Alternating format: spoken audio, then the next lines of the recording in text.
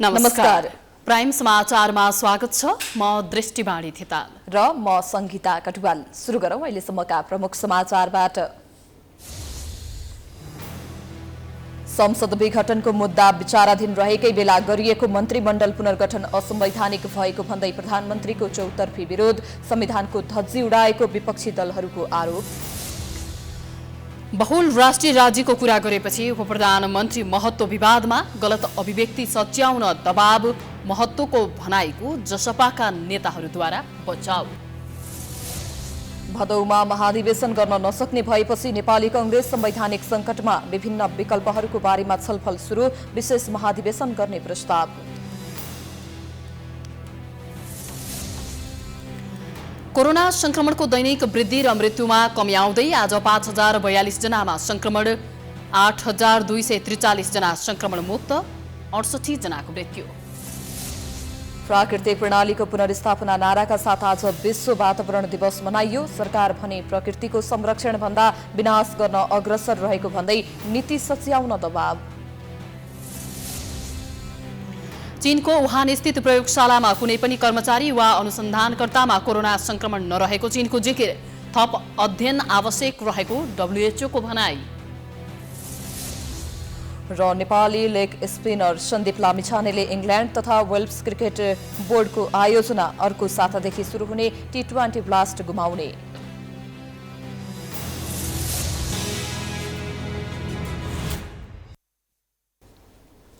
अब समाचार विस्तारमा। प्रधानमन्त्री केपी शर्मा ओलीले यो कार्यकालमा मात्र 18 पटक मन्त्री परिषद हेरफेर गर्नुभयो। विभिन्न धारा मार्फत प्रधानमन्त्रीमा कायम नै हुनुभएका प्रधानमन्त्री ओलीको काम चलाउ अवस्थामै मन्त्रीमण्डल पुनर्गठन गरिएपछि संवैधानिक रूपमा गलत भएको कतिपयको जिकिर छ। राजनीतिक रूपमा पनि धेरैले प्रश्न उठाएका छन्। एक रिपोर्ट। 2074 सालको निर्वाचनपछि स्थिर सरकारको नारा बोक्दै मन्त्री परिषदको नेतृत्व गर्नुभएका प्रधानमन्त्री केपी शर्मा ओलीले मन्त्री परिषदलाई झन बढी अस्थिर बनाएको आरोप लाग्न थालेको छ। निर्वाचनको मिति तोकिसकिएको अवस्थामा मन्त्री परिषद हेरफेर गर्नुलाई संसदीय व्यवस्थामा गलत मानिन्छ। अधिवक्ता शालिग्राम सापकोटाले त संक्रमणकालीन सरकारमा मन्त्री परिषद हेरफेर गर्नु असंवैधानिक भएको जिकिर गर्नुभएको छ। संविधानको धारा 76(10) मा प्रधानमन्त्री तथा मन्त्रीहरू संसदप्रति उत्तरदायी हुने व्यवस्था छ। संसद नै नभएको अवस्थामा अहिलेको मन्त्री परिषदको प्रति उत्तरदायी हुने भन्ने पनि प्रश्न उब्सिएको छ। यो संक्रमणकालीन र काम चलाउ सरकार मात्रै हो। यसको लिगेसी प्रतिनिधि सभासँग टुटेको छ। नेपाली जनताको सार्वभौम सत्ता र राजकीय सत्तासँग यो लिगेसी प्रधानमन्त्रीको सम्बन्ध, यसको संवैधानिक हैसियत टुटेको व्यक्ति, आफै अविश्वासमा परेको व्यक्तिले जुन ढङ्गले उहाँले मन्त्री परिषदको विस्तार गर्नुभयो, यो घोर असंवैधानिक हो। हेर्नुहोस्, शेरबहादुर देउवाको नेतृत्वको चुनावी सरकारको पालामा मन्त्री परिषदको विस्तार गर्न राष्ट्रपतिसँग छलफल गर्दा राष्ट्रपतिले अस्वीकार गर्नुभएको थियो। तर अहिले फेरि विश्वासको मत प्राप्त गर्न पनि नसक्नु भएका र संसद विघटन भएको अवस्थामा प्रधानमन्त्रीले विस्तार गरेको मन्त्री परिषदलाई राष्ट्रपतिले सहजै स्वीकार गर्नुभयो। काम चलाउ प्रधानमन्त्रीले मन्त्री परिषद हेरफेर गर्न नपाउने भनेर कानुनविदहरू भनिरहे पनि जनता समाजवादी पार्टी भने सरकारमा सहभागी भएको छ। ओलीले एमालेका आफ्ना भएका मन्त्रीलाई हटाउँदै जसपाका मन्त्रीलाई स्थान दिनुभएको छ। कुनै बेला मधेस विरोधीको छवि बनाउनु भएका प्रधानमन्त्री ओली किन मधेसप्रति यति लचक हुनुभयो भन्ने प्रश्न पनि उब्सिएको छ। राजनीतिक विश्लेषक लोकराज बराल भने यसलाई प्रधानमन्त्रीले विगतको छविलाई मेटाउँदै मधेसप्रति संवेदनशील छु भनेर देखाउनको लागि यस्तो गरेको बताउनुहुन्छ। चुनावको मिति घोषणा भएर देश चुनावमा गएको अवस्थामा उहाँले भोटकै लागि लचकता देखाएको विश्लेषक बरालको तर्क छ। मधेसीहरूलाई एउटा सूचना दिने, एउटा उनीहरूलाई चाहिँ एउटा सङ्केत गर्ने कि तिमी मधेसको कुरामा म अलिकति संवेदनशील छु, तपाईँहरूलाई नै प्राथमिकता दिन्छु भनेर एउटा मधेसहरूसँग एउटा ऱ्यापोर्ट बढाउन खोजेको, पछिसम्मको लागि अलिकति सहयोगको लागि चुनाव अब हिसाबले त्यो खालको एउटा रणनीति बनाएको हो जस्तो लाग्छ। प्रधानमन्त्री ओलीले मन्त्रीमण्डल पुनर्गठन गर्दा 7वटा मन्त्रालय आफैसँग राख्नु भएको छ। ती मन्त्रालयमा एमालेकै खनाल नेपाल समूहलाई समेट्ने अनुमान पनि गरिएको छ। उक्त समूहले नयाँ पार्टी गठन गर्ने चेतावनी दिइरहेका बेला त्यसलाई रोक्नका लागि मन्त्रालय जगेडा राखेको हुन सक्ने कतिपयको अनुमान छ। चारो हाल्ने भन्छ नि, हामी नेपालीमा चारो, त्यो चारो राखी छोडेको छ। अब अहिले माधव नेपाल पक्षका मान्छेहरूसँग पनि अलिअलि भित्रभित्र अलिअलि कुरा भइरहेको छ, तिनीहरूलाई पनि फुटाउन पाएदेखि माधव नेपालहरूलाई पनि अलिकति कमजोर बनाउन पायो भने हुन्थ्यो भनेर उनीहरूका मान्छेहरूलाई ठाउँ दिनको लागि त्यो एउटा गरेर राखेको छ। पार्टीमा औपचारिक निर्णय नगराई प्रधानमन्त्री ओलीले ठूलो संख्यामा मन्त्री परिषद हेरफेर गरेपछि कतिपयले नियतमाथि प्रश्न उठाएका छन् भने संवैधानिक रूपमा समेत गलत भएकाले मुद्दा दायर गर्ने तयारी समेत भइरहेको बुझिएको छ। काम चलाउ प्रधानमन्त्रीले मन्त्रीमण्डल पुनर्गठन गरेर संविधानको धज्जी उडाएको भन्दै प्रतिपक्षी दलहरूले आपत्ति जनाएका छन्। कसैले राष्ट्रघात भनेका छन् त कसैले भारतलाई खुसी बनाएको आरोप लगाएका छन्। एक रिपोर्ट। प्रतिनिधि सभा विघटन गरी आगामी कार्तिक र मङ्सिरमा निर्वाचनको घोषणा गरेको केपी शर्मा ओली नेतृत्वको सरकार एकपछि अर्को विवादमा फस्दै आएको छ। प्रधानमन्त्री ओलीले जनता समाजवादी पार्टीको महन्त ठाकुर पक्षलाई सरकारमा सहभागी गराउँदै मन्त्रीमण्डल विस्तार गरेपछि चौतर्फी आलोचना हुन थालेको छ। प्रतिनिधि सभा विघटनको कदम असंवैधानिक भएको भन्दै सर्वोच्च अदालतमा मुद्दा चलिरहेको छ। सरकारको वैधानिकता नै सर्वोच्च अदालतमा परीक्षणका क्रममा रहेका बेला मन्त्री परिषद पुनर्गठन गर्नु असंवैधानिक भएको काङ्ग्रेसको ठहर छ। देश कोरोना महामारीको सङ्कटबाट गुज्रिरहेको अवस्थामा मन्त्रीमण्डल पुनर्गठन गर्नुलाई काङ्ग्रेस नेता राजेन्द्र कुमार केसीले राष्ट्रघातको संज्ञा दिनुभएको छ। पार्लियामेन्ट प्रतिको आक्रमण हो र यो जनताप्रतिको घात हो र यो राष्ट्रघात हो र अहिले कोभिडको महामारीले अहिले चाहिँ 3 उप प्रधानमन्त्री बनाएर यो नौटङ्की यो प्रजातन्त्रप्रति लोकतन्त्रप्रतिकै आक्रमणको रूपमा हामीले लिएका छौँ। यो प्रधानमन्त्रीले गैर जिम्मेवारी गैर संवैधानिक र राष्ट्रघातको कदम चाल्नु भएको छ। मैले त्यही अनुभूति गरेको छु। चुनाव घोषणा गरेर कामचलाउ भइसकेको सरकारले मन्त्री थप्नु व्यावहारिक दृष्टिकोणले र संवैधानिक दृष्टिकोणले पनि उचित नदेखिने नेकपा माओवादी केन्द्रको टिप्पणी छ। माओवादीका नेता लीलामणि पोखरेलले त प्रधानमन्त्री ओलीको माध्यमबाट भारतीय हस्तक्षेपको छाया देखिएको समेत जिकिर गर्नुभयो। आफ्नो सत्ता लम्ब्याउनका निम्ति आफ्नो असंवैधानिक गैर कानुनी अराजनैतिक अनैतिक सरकार लम्ब्याउनका निम्ति जुन व्यक्तिहरूलाई राखेर उहाँले मन्त्री परिषदको पुनर्गठन गर्नुभएको छ, अब त्यसमा के छाया देखा पर्यो त भने भारतीय हस्तक्षेपको प्रत्यक्ष छाया देखा परेको छ र केपी ओलीको माध्यमबाट भारतीय हस्तक्षेप गम्भीर रूपमा चाहिँ नेपालमा भइरहेको अनुभूति भएको छ। प्रधानमन्त्री ओलीले संविधान मिच्दैछन् भनेर बारम्बार आफूहरूले भन्दै आएको कुरा मन्त्रीमण्डल पुनर्गठनले पुष्टि भएको माधव झलनाथ पक्षका नेता विरोध खतिवडाले बताउनुभयो। केपी ओलीले संविधान मिच्दैछन् भन्ने कुरो बारम्बार हामीले भन्दै आएका थियौँ, पुष्टि पनि हुँदै आएको छ। यो पुनर्गठनले झन् पुष्टि गर्यो। संविधानलाई जलाउनेहरूलाई उहाँले आफूले मात्रै संविधान मिच्दै जानु भएन, संविधानलाई जलाउनेहरूलाई पनि ल्याएर मन्त्रीमण्डलमा सामेल गर्नु। केपी ओली वामपन्थी विचारधाराबाट च्युत हुँदै दक्षिणपन्थी र दलाल पुँजीवादको भाषमा फस्दै जाँदैछन्। रको मान्छेहरूलाई मन्त्रीमण्डलमै सामेल गरियो। 15 जना सदस्य लिएर आएको राज्यपाललाई 10 वटा मन्त्री दिएर गरेको सम्झौता हेर्नुहोस्। यिनी कति कमजोर कति लाचार भइसके दक्षिणको शक्तिको अघितिर भने जे हुने त्यही इसारा। त्यस्तै जसपाको उपेन्द्र यादव पक्षका नेता महेन्द्र राय यादव कामचलाउ सरकारले मन्त्रीमण्डल विस्तार गर्नु संविधान त र कानुन त नमिल्ने तर्क गर्नुहुन्छ। यसमा हाम्रो पार्टीले अब यो काम चलाउ सरकार हो, यो संविधानले पनि कानुनले पनि पुनर्गठन गर्नुपर्ने अवस्था छैन। जुन साथीहरू जानुभयो उनले यो देशको संविधान, यो देशको उपलब्धि, यो देशको परिवर्तन, यो देशको गरेका उत्पीडितहरूले गरेका तराई मधेस मधेसीहरू जनजातिहरू सबै आन्दोलनको जोडेर पार्टी निर्माण भएको थियो र ती जनताहरूसँग उहाँहरूले विश्वासघात गरे, धोका गरे। सरकारको सिफारिसमा राष्ट्रपति विद्यादेवी भण्डारीद्वारा मुलुकको प्रतिनिधि सभा विघटन भइसकेको छ। अर्कोतर्फ मुलुक कोरोना महामारीले थिलथिलो बनिरहेको बेला मन्त्रीमण्डल विस्तार गर्नुले सरकार जनताप्रति कति उत्तरदायी छ भन्ने कुरा पनि प्रश्न हुन्छ। प्राइम टाइम्स टेलिभिजनका लागि प्रकाश बमको रिपोर्ट। नेपालमा मन्त्रीहरूले विवादास्पद अभिव्यक्ति दिनु नौलो कुरा होइन। देश र जनताको हित विरुद्ध बोल्ने कतिपयको मन्त्री पद नै गएको छ भने कतिपयले नैतिकता नै भुले। पछिल्लो समय यस्ता विवादमा पर्नु भएको छ नवनियुक्त उपप्रधान तथा शहरी विकास मन्त्री राजेन्द्र महतो। एक रिपोर्ट। शुक्रबार उपप्रधान तथा शहरी विकास मन्त्रीमा नियुक्त भएका जसपा वरिष्ठ नेता राजेन्द्र महतोले पदभार ग्रहण गरे लगत्तै नेपाललाई बहुराष्ट्रिय राज्य बनाउने अभिव्यक्ति दिनुभयो। नेपालमा विभिन्न किसिमका राष्ट्रियता भएकाले सबैलाई राज्यको मूल प्रवाहमा ल्याउन देशलाई संविधान त बहुराष्ट्रिय राज्यको रूपमा परिभाषित गर्नुपर्ने महतोको जिकिर छ। देशमा एउटा वैकल्पिक एउटा शक्ति निर्माण गर्ने, तपाईको अधिकार पहिचान, सुशासन र समृद्धिको सवालहरू जुन पार्टीको एजेन्डा हो त्यो एजेन्डालाई अगाडि बढाउने, बहुराष्ट्रिय राज्यको स्थापनाको लागि राष्ट्रिय मुक्ति आन्दोलनको तयारी गर्ने, यी कामहरू पार्टीको एजेन्डा हो। त्यो पार्टीको एजेन्डा पनि अगाडि बढाउँदै जाने र विगतका आन्दोलनका जुन माग मुद्दाहरू छन् त्यसलाई पनि सम्बोधन गर्दै लैजाने, त्यसको लागि हामी सरकारमा सहयोग गर्छौँ। महतोको यही अभिव्यक्ति अहिले विवादमा परेको छ। बहुराष्ट्र भन्नुको अर्थ दुई वा दुईभन्दा बढी राष्ट्र हुन्छ र बहुराष्ट्रिय राज्यको अर्थ एउटै देशभित्र धेरैवटा राष्ट्रियताको कल्पना हुन्छ।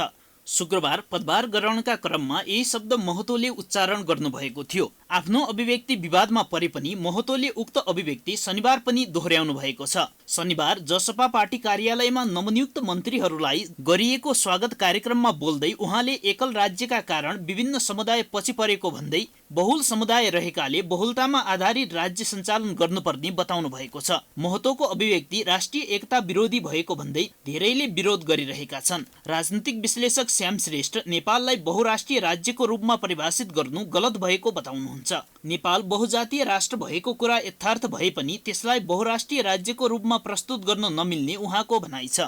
नेपाल चाहिँ बहुराष्ट्रिय राज्य होइन। नेपाल कुनै एउटा जातिको पनि कुनै अब एउटा जिल्लामा बहुमत भएको एकदम कम मात्रै छ, राज्य त टाढाको कुरा हो। नेपाल चाहिँ बहुजातीय राज्य हो, बहुराष्ट्रिय राज्य होइन। राष्ट्र हुनुको लागि त एउटा कमन भूगोल हुनुपर्ने हुन्छ, ठुलो भूगोल हुनुपर्ने हुन्छ, भाषा हुनुपर्ने हुन्छ, संस्कृति हुनुपर्ने हुन्छ, एउटा कमन साइकोलोजी हुनुपर्ने हुन्छ, जम्मै मिलेर बल्ल एउटा नेसन हुने हो। नेपाललाई अब मधेस एउटा राष्ट्र हो, पहाड एउटा राष्ट्र हो भन्ने कोणबाट यो बहुजातीय राज्य आएको हो। यो मधेस एउटा राष्ट्र होइन। मधेस केन्द्रित राजनीति गर्दै आउनुभएका जनता समाजवादी पार्टीका नेता डाक्टर सुरेन्द्र झाले पनि महतोको अभिव्यक्ति कार्यान्वयनमा ल्याउनु पर्नेमा जोड दिनुभएको छ। खसारी संस्कृतिलाई मात्रै प्राथमिकता दिएर अन्य समुदायलाई पीडित बनाउने प्रवृत्तिको अन्त गर्न बहुराष्ट्रिय राज्यको आवश्यकता रहेको झाको तर्क छ। संविधानमै लेखेर एउटा जात विशेषलाई, वर्ग विशेषलाई शासकको रूपमा त्यहाँ चाहिँ राखिदियो। जस्तै खस बाहुन आर्य दशनामीलाई त्यहाँ परिभाषा गरेको छ। त्यो के आवश्यक छ? जहाँनिर कि यो देशमा तपाईँ सदियौँदेखि हेर्नुभयो भने त्यही पर्टिकुलर जातहरूको चाहिँ हालिमुहाली छ, चाहे त्यो प्रशासनमा होस्, चाहे राज्य संयन्त्रमा होस्, चाहे शिक्षा क्षेत्रमा होस्, चाहे मिडिया क्षेत्रमा होस्, न्यायालय क्षेत्रमा होस्, त्यहाँ चाहिँ अलिकति मानसिकता चाहिँ शासक वर्गको मानसिकता चाहिँ गलत देखिन्छ। त्यसै कारणले यो संविधानमा हामीले उल्लेख गर्नुपर्छ, कानुन ऐनमा त्यसलाई चाहिँ लिएर आउनुपर्छ। सँगसँगै व्यवहारतः पनि यसलाई ल्याउनको लागि स्टेटको मिसिनरीलाई त्यो सही डिरेक्सनमा, सही एटिट्युडमा अगाडि लिएर जानु पर्यो। विगतमा डाक्टर बाबुराम भट्टराई नेतृत्वको सरकारका रक्षा मन्त्री शरद सिंह भण्डारीले तराईका 22 जिल्ला नेपालबाट अलग हुने भन्ने आशयको अभिव्यक्ति दिएपछि देशभर त्यसको व्यापक विरोध भएको थियो, जसको परिणामस्वरूप भण्डारीले मन्त्री पद गुमाउनु परेको थियो। अहिले उपप्रधानमन्त्री महतोले दिएको अभिव्यक्ति पनि देशलाई विखण्डन गर्न सहयोग गर्ने प्रकृतिको रहेको धेरैको बुझाइ छ। त्यही भएर उपप्रधानमन्त्री महतोको निरन्तरतामाथि प्रश्न उठेको छ। आफ्नो अभिव्यक्ति विवादमा परेपछि उपप्रधानमन्त्री महतोले त्यसलाई थप प्रष्ट पार्न जरुरी देखिन्छ। जनता समाजवादी पार्टीका अध्यक्ष महन्त ठाकुरले मधेसका माग मुद्दालाई प्रधानमन्त्री केपी ओलीले अघि बढाएकाले सरकारमा सहभागी भएको बताउनु भएको छ।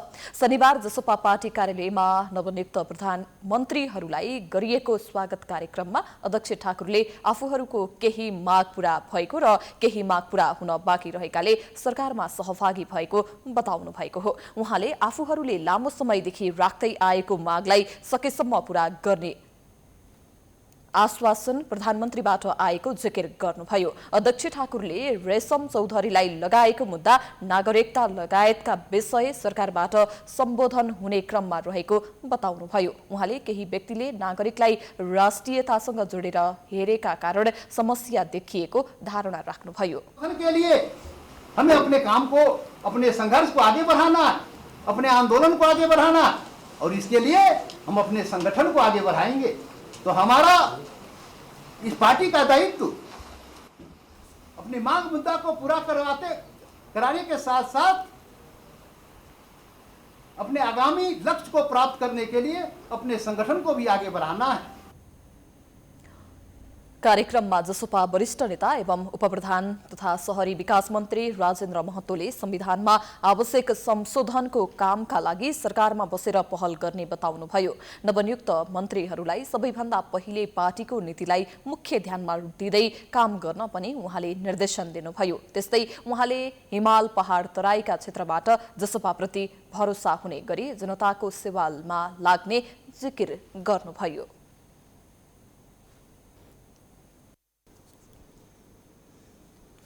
हिजो साँझ 8 बजे शपथ ग्रहण लिएका नवनियुक्त मन्त्रीहरूले हिजै राति पदभार ग्रहण गरे। त्यसै क्रममा मन्त्रीहरूले मन्त्रालयगत काम कारबाहीबारे आफ्नो योजना पनि सुनाए। कुन मन्त्रीले के योजना र प्रतिबद्धता व्यक्त गरे त हेरौँ यो रिपोर्ट। प्रधानमन्त्री केपी शर्मा ओलीले शुक्रबार मन्त्रीमण्डल पुनर्गठन गर्दा 4 जना बाहेक पुराना सबै बाहिरिनु पर्यो। एमालेकै मन्त्रीहरू बाहिरिँदा जसपाको महन्त ठाकुर पक्षधर 10 जनाले एकैपटक मन्त्री परिषदमा प्रवेश पाए। शुक्रबार नै नियुक्त शपथ र पदभार सम्पन्न भयो। आफ्नो मन्त्रालय पुगेर पदभार ग्रहण गरेपछि उनीहरूले संक्षिप्त प्रतिक्रिया दिएका थिए। नवनियुक्त उपप्रधान तथा अर्थमन्त्री विष्णुप्रसाद पौडेलले आम नागरिकलाई कोभिड-19 विरुद्धको खोप सुनिश्चित गर्न केन्द्रित हुने बताउनु भएको छ। शुक्रबार राति अर्थ मन्त्रालयमा पद बहाली गर्दै उपप्रधान तथा अर्थमन्त्री पौडेलले कोभिड-19 पराजित गर्दै सहज अवस्थामा फर्कन सरकारले सबै सामर्थ्य लगाउने बताउनुभयो। हाम्रा सामने केही महत्त्वपूर्ण राष्ट्रिय व्यवहारहरू छन्। खास गरिकन एकातर्फ कोभिड महामारी का विरुद्धमा जुझ्नुपर्ने, यसलाई परास्त गर्नुपर्ने, आम नागरिकलाई भ्याक्सिनको सुनिश्चित गर्नुपर्ने अभिभार छ। त्यसतर्फ हामी केन्द्रित हुन्छौँ। अर्कोतर्फ यो चाहिँ कोभिडले सृजना गरेको प्रतिकूलतालाई चिर्दै मुलुकलाई आर्थिक पुनरुत्थानतर्फ अगाडि बढाउने र समृद्धिको दिशातर्फ मुलुकको पाइलालाई गहकिलो ढङ्गले अगाडि बढाउने हाम्रो प्रयासहरू रहन्छन्। नवनियुक्त उपप्रधान तथा परराष्ट्र मन्त्री रघुवीर महासेठले कर्मचारीको सहयोगबाटै अघि बढ्ने बताउनुभयो। नेपालको परराष्ट्र मामिलालाई अघि बढाउन पूर्व परराष्ट्र मन्त्रीहरूसँग पनि छलफल गर्ने उहाँले बताउनुभयो। मन्त्री भए पनि मलाई सफल गर्ने नगर्ने यो तपाईँहरूको हातमा छ। अलि केही दिन त यो मेरो लागि नयाँ फिल्डै हो। म एउटा टेक्निकल मान्छे हुन त यो मेरो राजनीतिमा मेरो जीवनै बित्यो। तर 2-4 दिन 10 दिन चाहिँ लाग्छ। अब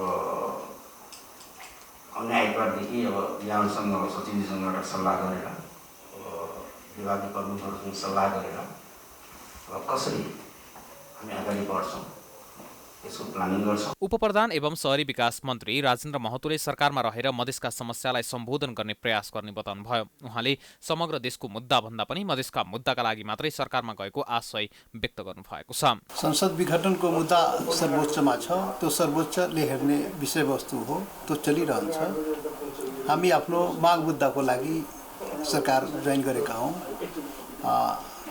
आन्दोलनका केही माग मुद्दाहरू सम्बोधन भएको छ, केही सम्बोधन हुन बाँकी छ, कारण गराउन बाँकी छ। त मुख्य रूपले जनताको जुन माग मुद्दा हो त्यो माग मुद्दाकै लागि हामी सरकारमा सामेल भएका छौँ। नवनियुक्त खानेपानी तथा सरसफाई मन्त्री अनिल कुमार झाले यस क्षेत्रमा देखिएका समस्याहरू समाधान गर्ने प्रतिबद्धता जनाउनुभयो। जनताको स्वच्छ खानेपानीको अधिकार स्थापित गर्न आफू सबैको सहयोगका साथ अघि बढ्ने उहाँले बताउनुभयो। जहाँ पानी छैन त्यहाँ जीवन छैन।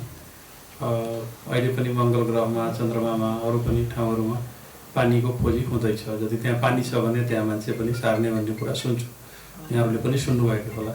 त्यसैले पानी बिना जीवनको कल्पना गर्न सकिँदैन र त्यो पानी, त्यो खानेपानीको जिम्मेवारी उत्तरदायित्व लिएर गठन भएको यो खानेपानी मन्त्रालय, जसले सरसफाइ र स्वच्छताको कुरा पनि गर्नुपर्ने हुन्छ, यहाँहरू सबै त्यसमा लाग्नु भएको छ र म पनि यहाँहरूको त्यो होस्टेलमा हाइसे गर्न यहाँ आइपुगेको छु। नवनियुक्त स्वास्थ्य तथा जनसङ्ख्या मन्त्री शेरबहादुर तामाङले अहिले कोरोना नियन्त्रण र रोकथामका साथै कोरोनाबाट नागरिकको ज्यान जोगाउने काम पहिलो प्राथमिकता हुने धारणा राख्नुभयो। विभिन्न देशबाट सहयोग स्वरूप पनि प्राप्त गर्छौँ र नेपाली नागरिकलाई बचाउनको लागि, उनीहरूको जीवन रक्षाको लागि हामीले जुनसुकै तवरबाट पनि वास्तवमा खोप लिएर आएर छिटोभन्दा छिटो नेपाली नागरिकको जीवन रक्षाको सुनिश्चित गर्ने कुरामा हामी लाग्नुपर्छ, हामी लाग्नेछौँ। र यो सँगै हामीले स्वास्थ्य क्षेत्रका अरू धेरै कुराहरूलाई हामीले अगाडि बढाउँछौँ र यसमा सबै विभागीय प्रमुख साथीहरूको योगदान रहनेछ। स्थिर सरकारको प्रतिबद्धता सहित 3 फागुन 2074मा प्रधानमन्त्री बन्नुभएका केपी शर्मा ओलीले 3 वर्ष 2 महिनामा 18औं पटक मन्त्री परिषद हेरफेर गर्नुभएको हो। प्रधानमन्त्री पद जोगाउनका लागि मात्रै ओलीले पटक पटक मन्त्रीमण्डल पुनर्गठन गरेको आरोप लाग्ने गरेको छ। समाचारको सिलसिला जारी छ, हामी विश्रामपछि आउँछौँ। विश्रामपछि स्वागत छ। अब बाँकी समाचार। नेपाली कांग्रेसको महाधिवेशन नजिकिँदै गर्दा कोरोनाका कारण प्रभावित भएको छ। विधान अनुसार 1 वर्ष थप गरिए पनि गत फागुनमा महाधिवेशन हुन सकेन। फेरि संविधानले दिएको 6 महिनाको उपयोग गर्ने क्रममा आगामी भदौमा पनि महाधिवेशन भएन भने पार्टीको अस्तित्व नै नरहने अवस्था छ। अब कांग्रेसले के गर्छ त? हेरौं यो रिपोर्ट। नेपाली कांग्रेसले आफ्नो पार्टीको विधान अनुसारको 1 वर्ष पाएको थियो, जुन फागुनमा महाधिवेशन नगरेर सकिएको छ।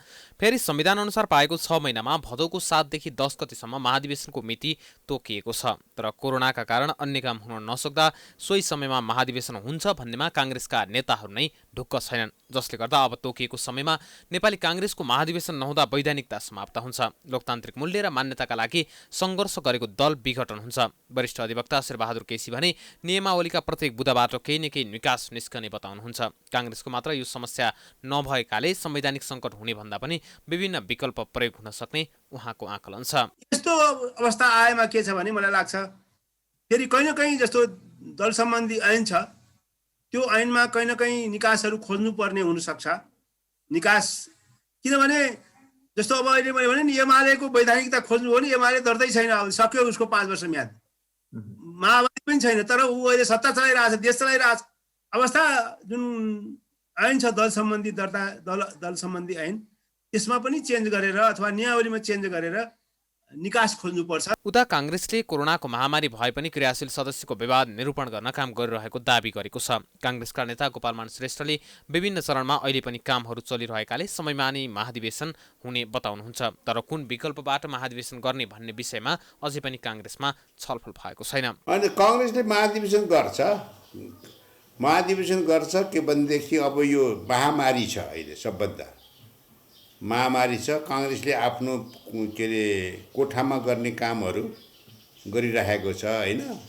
त्यसले गर्दा कांग्रेसले महाधिवेशन नगर्ने भन्ने कोही नेताको के अरे उद्देश्य छैन। सबै नेताको इच्छा छ महाधिवेशन कसरी गर्ने, कसरी र के गरेर गर्ने र के अरे उपाय त निक्लन्छ नि।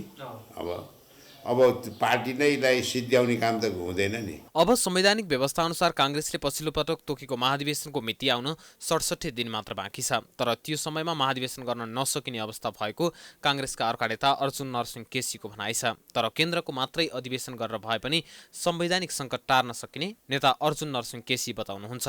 अब त्यसको निम्ति अधिवेशनै रेगुलरली हुनसक्छ भन्दैन, त्यसको निम्ति के विकल्प छ सबै खुल्ला भएर सोचौँ। कुनै आग्रह पूर्वाग्रह केही नलिकन जस्तो मैले भने धेरै जिल्लाहरूमा क्रियाशील सदस्यहरूको विवाद छ। त्यो सबै क्रियाशील सदस्य जहाँ विवाद छ त्यसलाई थान बोलाउँ र त्यस्तो विवाद भाटा पुरानो क्रियाशील सदस्यहरूलाई आधार मानेर गरौँ।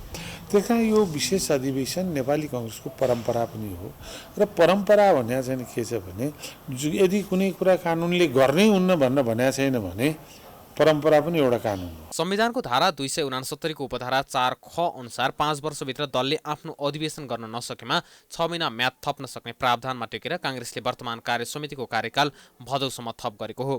कांग्रेसले गाउँ नगर वडा अधिवेशन आगामी असार 5 गते, गाउँ नगरपालिका अधिवेशन असार 7 गते, प्रदेश सभा क्षेत्रीय अधिवेशन साउन 1 गते, प्रतिनिधि सभा क्षेत्रीय अधिवेशन एक मात्र प्रतिनिधि सभा निर्वाचन क्षेत्र भएको जिल्ला अधिवेशन साउन 3 गते, एक भन्दा बढी प्रतिनिधि सभा निर्वाचन क्षेत्र भएको जिल्ला अधिवेशन साउन 6 गते र प्रदेश अधिवेशन साउन 10 र 11 गते गर्ने निर्णय गरेको थियो। वडाको अधिवेशन आउन 1 महिना पनि छैन, तर अधिवेशन कोरोना भाइरसको महामारीले प्रभावित हुने निश्चित छ।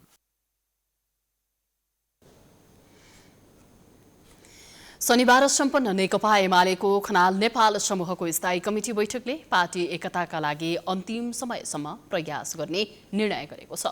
भर्चुअल माध्यमबाट बसेको खनाल नेपाल समूहको स्थायी कमिटी बैठकले पार्टीलाई एकताबद्ध बनाउन अध्यक्ष ओलीले नेताहरूमाथि गरेको कारबाही फुकुवा गर्नुपर्ने निर्णय गरेको छ। वार्ताका लागि आफूहरू तयार भए पनि नेताहरूमाथि भएको कारबाही फुकुवा नहुँदासम्म औपचारिक वार्ता सम्भव नहुने भन्दै खनाल नेपाल समूहले वार्ताको नाममा अल्झाइ राख्दा त्यसको परिणाम पार्टीका लागि खतरनाक हुने जनाएको छ। बैठकबाट एक प्रस्ताव पारित गर्दै एमालेको खनाल नेपाल समूहले अध्यक्ष ओलीले संसद विघटन गर्नु गलत थियो भनेर आत्मआलोचना गर्नुपर्ने भनेको छ। सरकारले गरेको ढुङ्गा गिटी निर्यात गर्ने निर्णयको पर्यावरणलाई असर गर्ने भन्दै उक्त निर्णय फिर्ता लिन पनि माग गरिएको छ। उपप्रधान तथा शहरी विकास मन्त्री राजेन्द्र महतोले दिएको अभिव्यक्तिले विखण्डनकारी भावनालाई प्रश्रय दिने भएकाले प्रधानमन्त्रीले यस किसिमका अभिव्यक्ति दिन मन्त्रीहरूलाई रोक लगाउनुपर्ने खनाल नेपाल समूहको ठहर छ। नेपालमा शनिबार थप 5042 जनामा कोरोना संक्रमण पुष्टि भएको छ। देशभर गरिएको 11471 पीसीआर परीक्षणका क्रममा 3540 र 5343 एन्टिजेन परीक्षणका क्रममा 1502 जनामा कोरोना पुष्टि भएको स्वास्थ्य मन्त्रालयले जनाएको छ। यो सँगै नेपालमा कोरोना संक्रमितको संख्या 5,85,100 पुगेको छ। त्यस्तै कोरोनाका कारण थप 68 जनाको मृत्यु भएको छ। हालसम्म नेपालमा कोरोनाका कारण मृत्यु हुनेको संख्या 7,779 पुगेको छ। त्यस्तै थप 8,243 जना संक्रमण मुक्त भएका छन्। हालसम्म नेपालमा 8,84,373 जना संक्रमण मुक्त भएका छन्। हाल 92,928 सक्रिय संक्रमित आइसोलेसनमा र 730 जना क्वारेन्टिनमा रहेका छन् भने हालसम्म 31,32,591 वटा पीसीआर र 66,889 वटा एन्टिजेन परीक्षण गरिएको मन्त्रालयले जनाएको छ।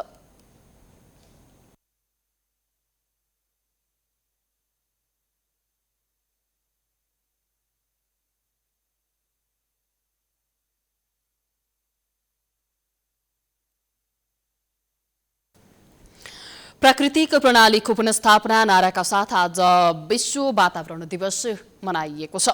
तर नेपालमा भने सरकारले नै प्रकृतिको संरक्षण भन्दा पनि विनाशको नीति लिएको आरोप लाग्ने गरेको छ।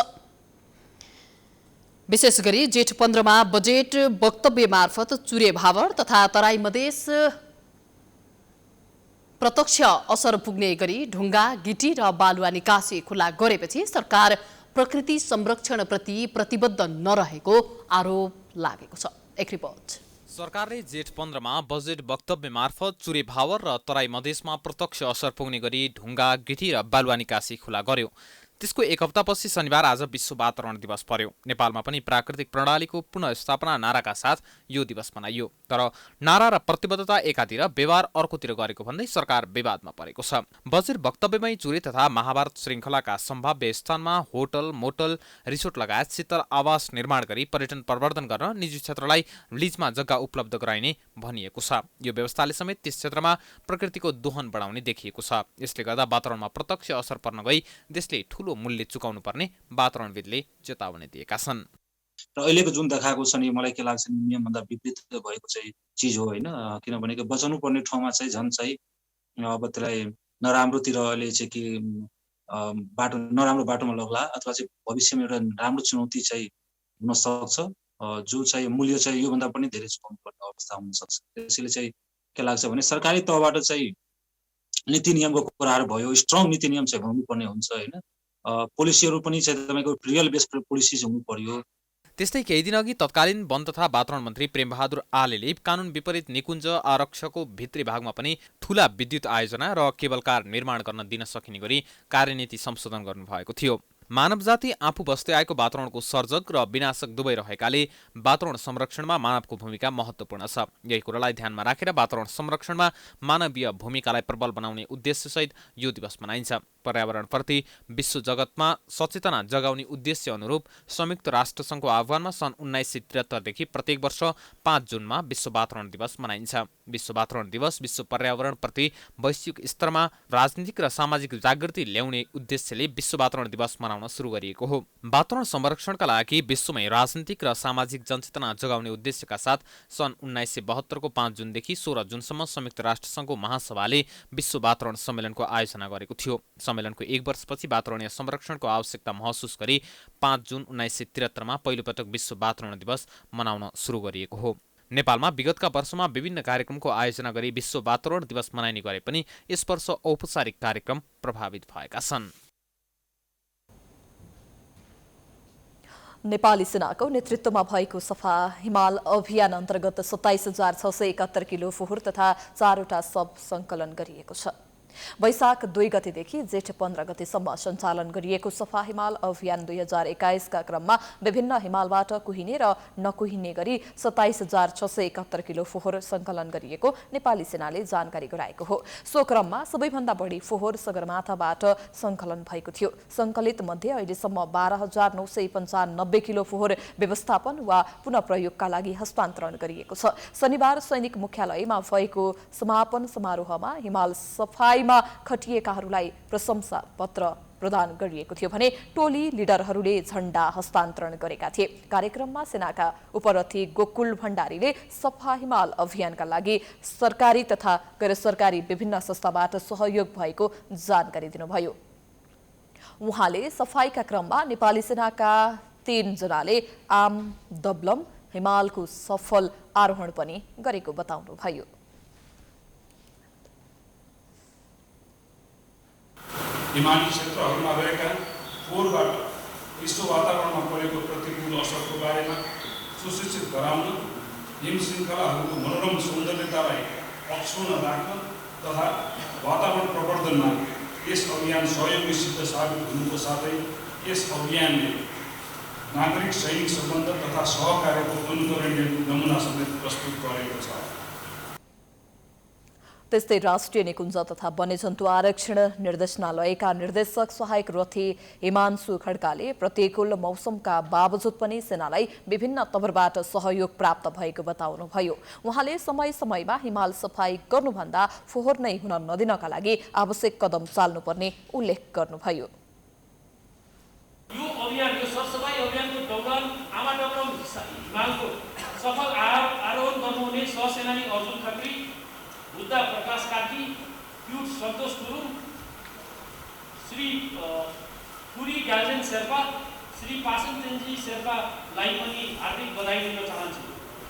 साथै पिक प्रमोसन प्राइभेट लिमिटेडले प्रतिकूल मौसम तथा हाई अल्टिट्युडमा पनि सराहनीय ढङ्गबाट क्याम्पेन टिमलाई गुणस्तरीय सेवा प्रदान गर्नुभएको थियो।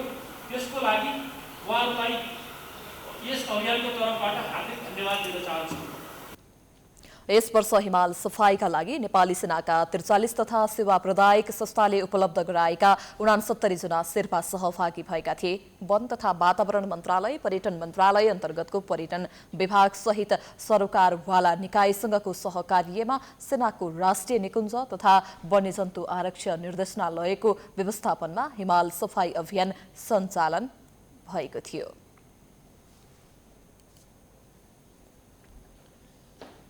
समाचारको सिलसिला अझै जारी छ। हामी विश्रामपछि आउँछौं।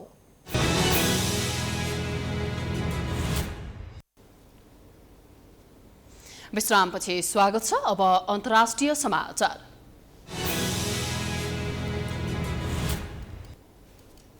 चीनको हुवाई प्रान्तको वुहान स्थित प्रयोगशालामा कुनै पनि कर्मचारी वा अनुसन्धानकर्ता कोरोना भाइरसबाट संक्रमित नरहेको चीनले फेरि एकपटक दोहोर्याएको छ। अमेरिकी गुप्तचर निकायको प्रतिवेदनमा सन् 2019 को अन्त्यतिर चीनमा कोरोना भाइरसको संक्रमण पुष्टि हुनुभन्दा केही हप्ता पहिले वुहान स्थित प्रयोगशालाका 3 जनामा मिल्दो जुल्दो लक्षण देखिएको भन्ने दाबीको खण्डन गर्दै चीनको यस्तो भनाई बाहिर आएको हो। प्रयोगशालामा भएको व्यवस्थापकीय असावधानीका कारण चुहावट हुँदै भाइरस मानिसमा सरेको हुन सक्ने आशंका अमेरिकी अधिकारीहरूले गर्दै आएका छन्। यसै विषयलाई लिएर राष्ट्रपति जो बाइडेनले अघिल्लो हप्ता विस्तृत अध्ययन गरी 90 दिनभित्र प्रतिवेदन बुझाउन गुप्तचर निकायलाई आदेश दिएका थिए। विश्व स्वास्थ्य संगठन WHO को संयोजनमा अन्तर्राष्ट्रिय अनुसन्धानकर्ताहरूले गरेको अध्ययनमा कोरोना भाइरस प्रयोगशालाबाट चुहावट भएर मानिसमा सरेको हुन सक्ने सम्भावना अति दुर्लभ रहेको तर थप अध्ययन भने गर्नुपर्ने बताएको थियो। शुक्रबार चीनको विदेश मन्त्रालयका प्रवक्ता वाङ वेनवेनले वुहान इन्स्टिच्युट अफ भाइरोलोजीमा सन् 2019 को डिसेम्बर 30 भन्दा पहिले कोरोना भाइरसको कुनै जानकारी नै नरहेको दावी पुनः गरेका छन्।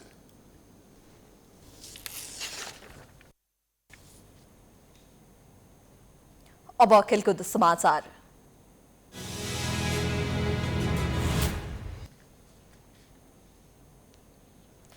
नेपाली लेग स्पिनर सन्दीप लामिछानेले इङ्ल्यान्ड तथा वेल्स क्रिकेट बोर्डले आयोजना गरेको अर्को सातादेखि सुरु हुने टी20 ब्लास्ट गुमाउने भएका छन्।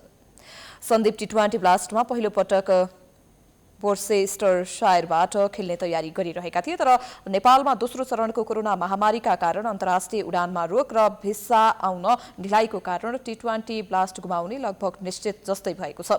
टी20 ब्लास्ट जुन 9 देखि सेप्टेम्बर 18 सम्म चल्ने कार्यक्रम छ तर नेपालमा दोस्रो लहरको कोरोना महामारीको कारणले सरकारले अन्तर्राष्ट्रिय उडानमा रोक लगाएको छ। ठूलो प्रयास र प्रतीक्षापछि शुक्रबार भिसा आए पनि धेरै ढिलो भइसकेको छ। 14 दिन क्वारेन्टाइनमा बस्दा सन्दीपले आधा भन्दा बढी खेल गुमाउनेछन्। वोर्सेस्टरशायरले सन्दीपको स्थानमा अर्को खेलाडी ल्याउने तयारी गरिरहेको बुझिएको छ। सन्दीपले टी20 ब्लास्ट गुमाउने भएपछि शुक्रबार ट्विटरमा एक पोस्ट गर्दै अब धेरै ढिलो भएको उल्लेख गरेका छन्। सन्दीपले टी20 ब्लास्ट खेल्न ढिलो हुँदा छुट्ने डर हुँदा समयमा नै भिसा दिन आग्रह गर्दै आएका थिए।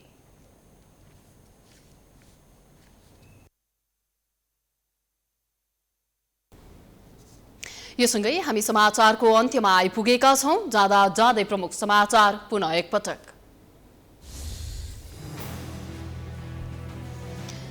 संसद विघटनको मुद्दा विचाराधीन रहेकै बेला गरिएको मन्त्रीमण्डल पुनर्गठन असंवैधानिक भएको भन्दै प्रधानमन्त्रीको चौतर्फी विरोध, संविधानको धज्जी उडाएको विपक्षी दलहरूको आरोप। बहुल राष्ट्रिय राज्यको कुरा गरेपछि उपप्रधानमन्त्री महतो विवादमा गलत अभिव्यक्ति सच्याउन दबाव, महतोको भनाइको जसपाको नेताहरूद्वारा बचाउ। भदौमा महाधिवेशन गर्न नसक्ने भएपछि नेपाली कांग्रेस संवैधानिक संकटमा, विभिन्न विकल्पहरूको बारेमा छलफल सुरु, विशेष महाधिवेशन गर्ने प्रस्ताव। आज कोरोना संक्रमणको दैनिक वृद्धि र मृत्युमा कमी आउँदै 5042 जनामा संक्रमण, 8243 जना संक्रमण मुक्त, 68 जनाको मृत्यु। प्राकृतिक प्रणालीको पुनर्स्थापनाका नाराका साथ आज विश्व वातावरण दिवस मनाइयो। सरकार भने प्रकृतिको संरक्षण भन्दा विनाश गर्न अग्रसर रहेको भन्दै नीति सच्याउन दबाव। चीनको वुहान स्थित प्रयोगशालाका कुनै पनि कर्मचारी वा अनुसन्धानकर्तामा कोरोना संक्रमित नरहेको चीनको जिकिर, थप अध्ययन आवश्यक रहेको WHO को भनाई। र नेपाली लेग स्पिनर सन्दीप लामिछानेले इङ्ल्यान्ड तथा वेल्स क्रिकेट बोर्डको आयोजनामा हुने कार्यक्रम गुमाउँदै अर्को सातादेखि सुरु हुने टी20 ब्लास्ट गुमाउने। समाचार अहिलेलाई सकियो। यसपछिको प्रस्तुति धमलाको हमला ऋषि धमलाको साथमा हेर्दै गर्नुहोला प्राइम टाइम्स टेलिभिजन। नमस्कार।